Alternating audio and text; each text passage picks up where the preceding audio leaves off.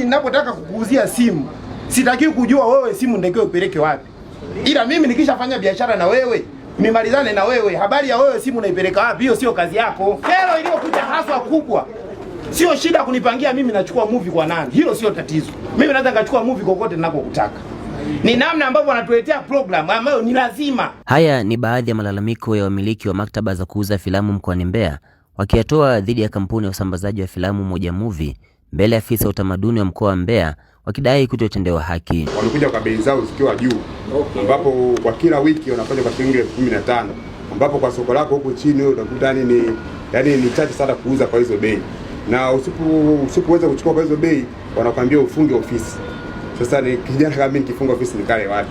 Ndio maana nakwambia bora mara kwanza nilikuwa najiamulia naweza kachukua kwa mzigo kwa package kwa bei ambayo hata kama ni ndogo nikauza kwa package kwa bei ndogo. Lakini kwa saizi wenyewe kila wiki wanataka hiyo 15,000. Kabla Umoja Movie sisi tulikuwa tuna uhuru kwenye kazi ambazo tunazozifanya. Umoja Movie walivyokuja, nadhani wameanza tangia mwaka jana kutuletea hizo taarifa. Lakini taarifa zao walizileta kwa command kuwa kuna hili na sisi tukakubali kufanya nao kazi hao Umoja Movie. Lakini pamoja na kukubali kufanya nao kazi hao Umoja Movie, walikuja na procedure ambazo sisi kama watu ambao wa library, cha kwanza hatukukubaliana nazo, bali wao walitumia command kutokana na vibali ambao walikuwa wameshaviandaa. Sasa hizi ni changamoto ambazo Umoja Movie wameshindwa kuzitatua, na hata hivyo tulishawafuata na kuambia kwamba nyinyi pamoja na ufanyaji wenu biashara tumekubali kununua kazi kwenu, kwamba kama ni shilingi 3,000 hizi mambo mengine hapo sisi tunamuuzia nani au hiki kitu kiende kwa nani, hiyo sio kazi yenu. Tulipoambia wametupuuzia, ndio jaziba yote hii unayoiona leo. Hii kampuni inasema kwamba kuna DJs wao kule ndani inawamiliki movie zao. Lakini ukiwaambia kwamba nyie kama kampuni ni movie gani ambazo nyie mnazimiliki zao DJs, mfano movie imetoka tu mpya leo online, DJs kaipiga wiki ijayo imetoka, wanasema ile movie ni ya kwao, lakini kiukweli wanamiliki DJ lakini hawamiliki ile movie yake, kwa sababu ile movie DJ kaiba tafsiri. Kwa upande wake Umoja Movie alipotakiwa kutolea majibu, mwakilishi wake ambaye ni kiongozi kutoka kampuni hiyo George Mlagalila alikuwa na haya ya kusema. Simple and clear ni kwamba hiki kitu ambacho mnakilalamika nyinyi ndio hata sisi tuna haki ya kulalamika. Yaani mimi siwezi nikawa na nyumba yangu alafu wewe unipangia aina makufuri nifunge yapi ambao wewe mepesi kubomoa. Kama mnafahamu hizo movie tunamiliki sisi na sisi ndio tunaotafsiri kama ninavyoanza. Mimi kupangiwa namna gani ya kuilinda mali yangu unakuwa unanikosea. Yaani kama unanionea kwamba rahisisha kufuri, weka ambalo nikipiga nyundo moja linadondoka. Imekuja hii program kwa sababu ya matatizo ambayo yako kwetu sisi wenyewe wana library.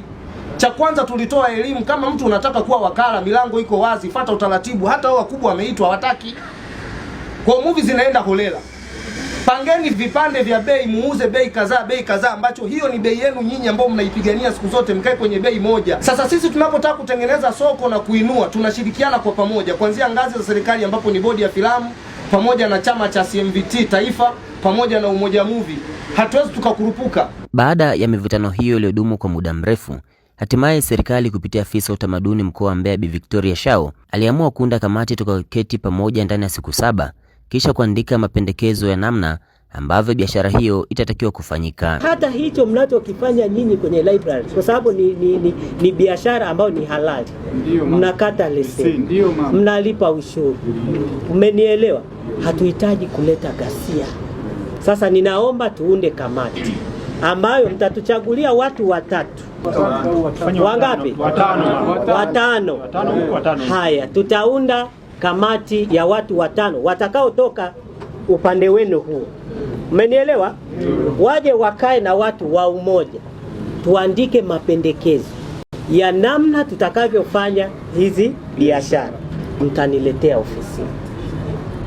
Na baada ya hapo, ya hayo mapendekezo na makubaliano, atakaye kwenda kinyume, sheria zitachukua mkondo wake. Tuko sawa mpaka hapo? Tumeelewana?